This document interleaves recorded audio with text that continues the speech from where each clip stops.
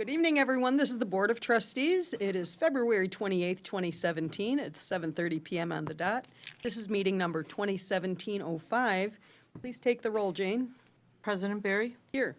Trustee Desmond, Here. Trustee Carberry, Here. Trustee Vorder, Here. Trustee Streit, Trustee Stalker, Here. and Trustee Oliniechek. Here. We have a quorum. Thank you. Would everyone rise for the Pledge of Allegiance, please? I pledge allegiance to the flag of the United States of America and to the republic for which it stands, one nation, under God, indivisible, with liberty and justice for all. Okay, thank you. Public comments, do we have public comments this evening, Jane? We have no public comments, I'm told. And so that brings us to item 4, conflict of interest disclosure. Does anyone have a conflict to disclose with any item on tonight's agenda? Hearing none, we're going to move on to item 5, Oaklawn Police Department promotions. Lieutenant Martin McGrath and Sergeant John Bryce. Jane, I'm going to let you take over from here.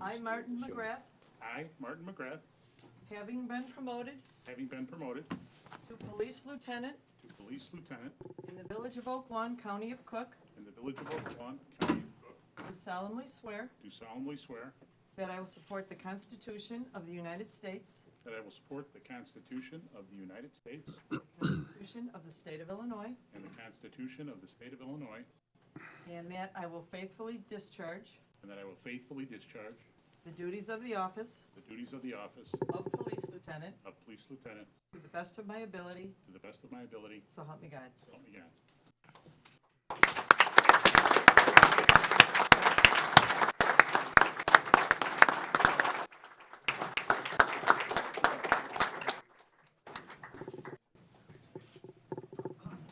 Do you have any family with you today? I do. Can you introduce them? My girlfriend Kathy and her sisters and brother-in-law John, my brother Larry, and sister-in-law Pat.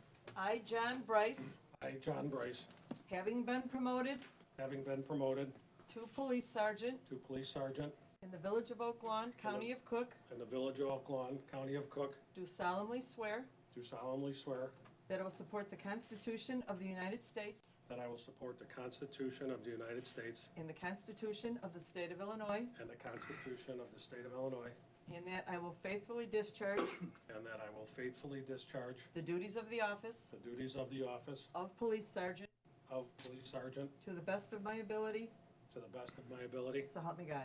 so help me God.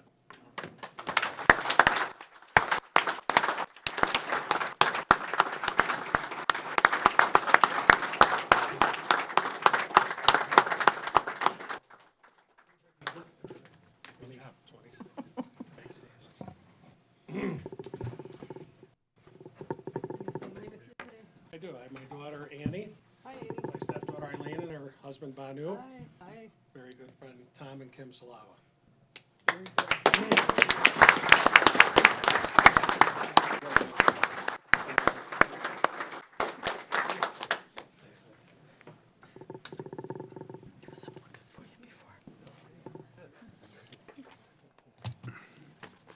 Thank you for your service, guys. Chief, anything you want to say? Already great teams, so we welcome the new supervisors and wish them well in their new positions. Thank you very much.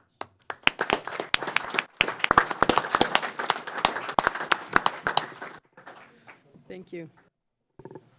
Okay, item 6 is approval of the MS Walk on Sunday, May 7th, 2017. May I have a motion on item 6, please? Motion approved. I'm going to give it to trustee Desmond. Second. Trustee Carberry is our second. Any discussion? John, welcome. I know you want to say a few things about the event. Yeah, thanks. So I'll say a few things about the event. My name's John Quinlan. My wife Megan and I run the MS Walk here in Oak Lawn. I think this is the 10th year for the MS Walk. It's been a really positive event for MS, and we hope for the community as well. It's being held this year, as always, the first Sunday in May, which is May 7th. It starts at 9 a.m. Registration on site can start at 7:30. But also register on the actual Illinois MS website as well. This is a community walk, which is a little bit unique. A lot of the walks supported by the MS Society are funded by the MS Society. This is more of a volunteer push. So a lot of the funds, if not all of the funds, are being used really at its maximum. Very low-cost event. Last year we had about 400 some odd walkers, raised about $44,000, which continues to grow year over year thanks to everyone's support. So again, looking for approval, so thank you for that, and looking forward to seeing as many people out there as we can. Thank you. Thank you. Other discussion? It's a very well-run event, and John, you happen to have a family relationship to our village clerk, don't you? Yeah, you're Jane's son, yes. It's my Where- son. I'm proud of him with running the walk with his wife, Yeah. Megan, and all the family. And it's a lot of work, and, you know, they work hard. So thank you for your support. Please, everybody come out for the walk. Thanks. So we have a motion and a second and discussion. Let's take that vote, please. All in favor? Aye. Opposed? Motion passes. Thank you. Okay, item 7 is approval of the meeting minutes for the executive session meeting minutes 2017-02 dated January 24th, 2017. May I have a motion, please, on 7? Motion to approve. Thank you. Trustee Vorder made that motion, Second. seconded by trustee Carberry. Any discussion? Let's take that vote. Trustee Desmond? Yes. Trustee Carberry? Yes. Trustee Vorder? Yes. Trustee Streit? Yes. Trustee Stalker? Yes. And Trustee Alanichek? Yes. Motion passes. Thank you. 8 tonight is approval of the meeting minutes for the special meeting minutes 2017-03 dated February 14th, 2017. May I have a motion on item 8, please? Motion to approve. Thank you, trustee Carberry, I'll second. seconded by trustee Vorder. Any discussion? Let's take that vote, please. Trustee Desmond? Yes. Trustee Carberry? Yes. Trustee Vorder? Yes. Trustee Streit? Yes. Trustee Stalker? Yes. Trustee Alanichek? Yes. Motion passes. Thank you. 9 tonight is approval of the meeting minutes for the regular meeting minutes 2017-04 dated February 14th, 2017. May I have a motion on item 9, please? Motion to approve. Thank you, trustee Carberry. Is there a second? Second. Trustee Stalker is our second. Any discussion? Let's take that vote, please. Trustee Desmond? Yes. Trustee Carberry? Yes. Trustee Vorder? Yes. Trustee Streit? Yes. Trustee Stalker? Yes. Trustee Alanichek? Yes. Motion passes. Okay. This brings us to item 10, new business by village trustees. We're going to start in District 1. Trustee Desmond. No business. Thank you. Thank you, District 2.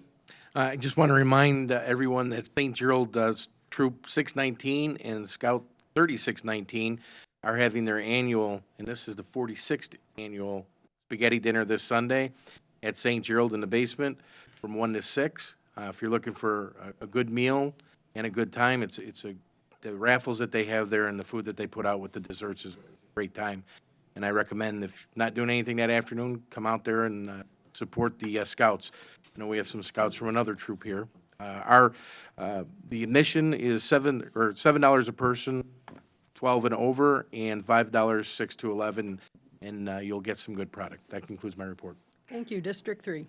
No new business this evening, Mayor. Thank you, District 4. Yeah, Mayor, just a report, they've turned the lights on at 95th and Kilbourne today at 10:30. It was a 4-year project and involved many meetings. And just for the constituents that live in the immediate vicinity, we have done some surveys of traffic over the past 2 weeks. And we will continue the survey to make a comparison on how that light might impact the residential neighborhood. If any resident has any concerns over the next couple of weeks, please feel free to give me a call. And should we see that it impacts us, we will hold a meeting of the community, and we will discuss ways in which we can minimize that impact. That's all I have, Mayor. Oh, we have some pictures here on it. By the way, I caught the red light today, first time through the intersection. I stopped.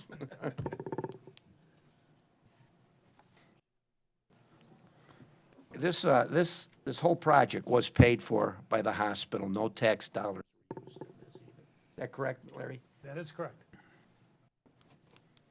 Okay, that's a lovely traffic light. It looks like a traffic light. Nice Yes, job. it's a beautiful traffic light, Terry.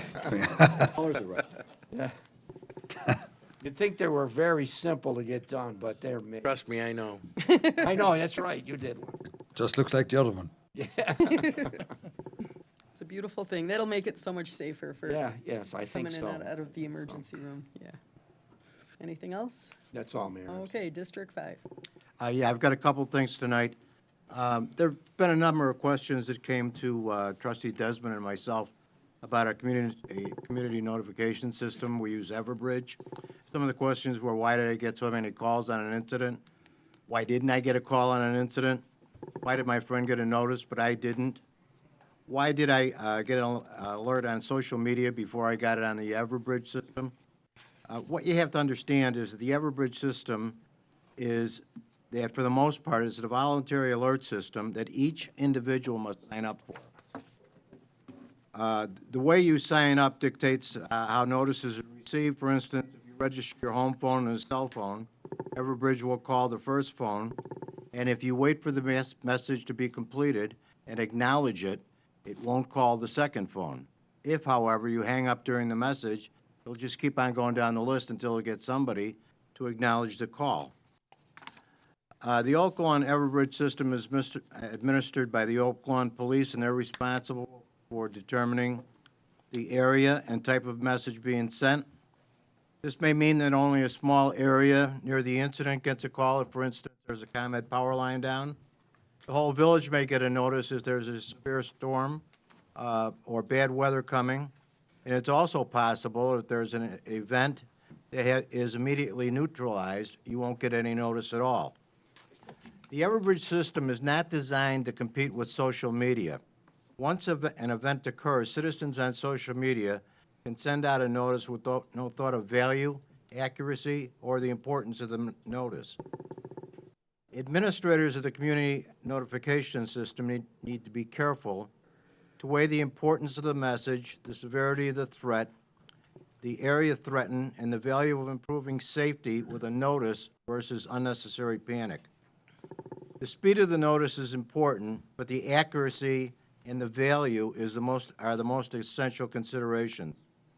The police department will always have the safety of the village's residents as its primary focus during an incident. When the department sees a risk to the community, they will take the necessary and proper course of action. To get more information about the Everbridge system and how it works, go to the Village of Oak Lawn website, click on Departments, and look for the Everbridge heading under the Emergency title.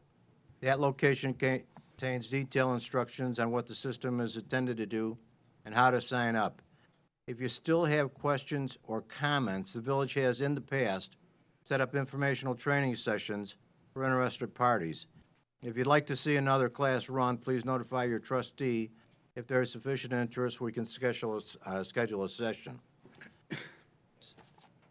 One other item, I wanted to talk tonight about property tax history. Tom, could you put up the graph? This is the way the property tax levy has changed over the past 7 or 8 years. And what I wanted to bring to your attention was, from 2010 through 2012, the property tax were on a steady increase. Since that time, we've been able to manage the village system, the village, in a way that allowed our property taxes to go down. a lot of the credit for this has been the staff that has found ways to save money, but you also have to recognize that this board, for the last 4 years, has made every effort to try to reduce property taxes in the village. This is being done at the same time as we're increasing funding for police and fire pensions. These pensions had been underfunded due to the downturn in the economy. Even without increasing property taxes, we will be increasing funding by paying off debt. All that debt that is paid off will go directly toward the fire and police pensions, bringing it up to full strength. That's it. Sorry, Bud, sorry. One thing I think that confuses people is that, when we talk about property taxes going down and they look at our property tax statement, it doesn't look that way. So, I mean, the village portion accounts for what, about 12, is it 12%? About Larry, 11 or 12, depending on where you of the live actual in town. total of our property tax bill. So that has gone down, but, the Cook County taxes really haven't. Yeah, there are about 11 or 12 taxing titles that go on your tax bill. I'm talking about one of them, but it's the only one we're responsible for. Right. And I want you to recognize that we're trying to be responsible. Yeah, I mean, we have no control over, the amount of money taken out from Moraine Valley for the, school districts, for the forest preserves. I wish we could, but obviously we can't. Well, I think this has made an impact. The library was kind of challenged by what we were doing, and they said, no, we're not having any tax increase this year. They kept it flat. And that's the first time in a long time. And so the message is resonating, and it is getting out there, so, in as much as we can control it. Anything else, Bud? That's it. Okay. Trustee Carberry? No report, Mayor. Okay, thank you very much. That brings us on to item 11, which is the village manager's report. Larry? Mayor, no additional items, thank you. Thank you. Item 12 is Resolution 170516, a resolution approving a district office lease with U.S. Congressman Dan Lipinski for 500 square feet of office space located at 5210 West 95th Street. Motion on item Motion 12, approved. please. Thank you. That was Trustee Oliniechek made that motion, Second? and seconded by Trustee Desmond. Any discussion? Let's take that vote, please. Trustee Desmond? Yes. Trustee Carberry? Yes. Trustee Vorder? Yes. Trustee Streit? Yes. Trustee Stalker? Yes. Trustee Oliniechek? Yes. Motion passes. Thank you. 13 is Resolution 170517, a resolution approving a management agreement with Genesis Therapy Center for Senior Center Services. May I have a motion on 13, please? Motion to approve. Thank you. Trustee Stalker made the motion, and it's seconded by Trustee Vorder. Any discussion here? Let's take that vote, please. Trustee Desmond? Yes. Trustee Carberry? Yes. Trustee Vorder? Yes. Trustee Streit? Yes. Trustee Stalker? Yes. Trustee Oliniechek? Yes. Motion passes. 14 is Resolution 170518, a resolution approving a management agreement with Genesis Therapy Center for Family Services. May I have a motion on 14? Motion to approve. Thank you. Trustee Stalker made that motion, I will second. and Trustee Vorder is our second. Any discussion? Let's take that vote, please. Trustee Desmond? Yes. Trustee Carberry? Yes. Trustee Vorder? Yes. Trustee Streit? Yes. Trustee Stalker? Yes. Trustee Oliniechek? Yes. Motion passes. Thank you, Board. Thank you. 15 is Resolution 170519, a resolution approving the bid of KLF Construction for the demolition of the structure at 9815 Southwest Highway. May I have a motion, please, on 15? Motion to approve. Thank you. Trustee Vorder made the motion, Second. seconded by Trustee Carberry. Any discussion here? Yeah, Mayor, I'd just like to compliment you on taking the lead on this. This building's been sitting there vacant and deteriorating for years. Nothing been done until you actually took your time and worked on it. Thank you. Well, what was going on behind the scenes was a lot of property maintenance stuff from our team also. and Right. Taking actions like fencing it in to keep it safe and all of those things, and, yeah, It'll be an eyesore finally Yeah. coming down. yeah. Let's call that vote, please. Trustee Desmond? Yes. Trustee Carberry? Yes. Trustee Vorder? Yes. Trustee Streit? Yes. Trustee Stalker? Yes. And Trustee Oliniechek? Yes. Motion passes. Thank you. This brings us to 16, which is Resolution 170520, a resolution approving a site lease agreement with T-Mobile Central LLC for the construction of a telecommunications tower in the village right-of-way at 103rd and Mayfield Avenue. May I have a motion, please, on item 16? Motion to approve. Thank you. Trustee Desmond made that motion. Second. Trustee Carberry is our second. Any discussion here? Yes, Mayor. We've had, I guess, several discussions about these cell towers, and after doing a little bit of research, I noticed that these companies, because of the way these leases are set up, are able to avoid paying the prevailing wage. So I spoke with Kevin Schuster from Local 9, Don Fenn from Local 134, our village manager and village council, and we have added language to this lease that avoids any loophole, that makes sure that when T-Mobile or AT&T or any of these companies come to construct and maintain their towers, that they will use local union labour. Up to now, they were able to avoid that because of loopholes in the way the leases were set up. So moving forward, they will have to adhere to the Prevailing Wage Act, and that will mean hiring union contractors. Thank you. Excellent. Thank you. Thanks for pointing that out. Any other discussion? Let's take that vote, please. Trustee Desmond? Yes. Trustee Carberry? Yes. Trustee Vorder? Yes. Trustee Streit? Yes. Trustee Stalker? Yes. Trustee Oliniechek? Yes. Motion passes. 17 is the village clerk's report. Approval of semi-monthly disbursements, number 2017-04D, dated February 28th, 2017, in the amount of $1,498,254.07. Thank you. May I have a motion on 17A, please? Motion to approve. Thank you, Trustee Carberry. Do I have a second? I'll second. Thank you, Trustee Vorder. Any discussion? Let's take that vote, please.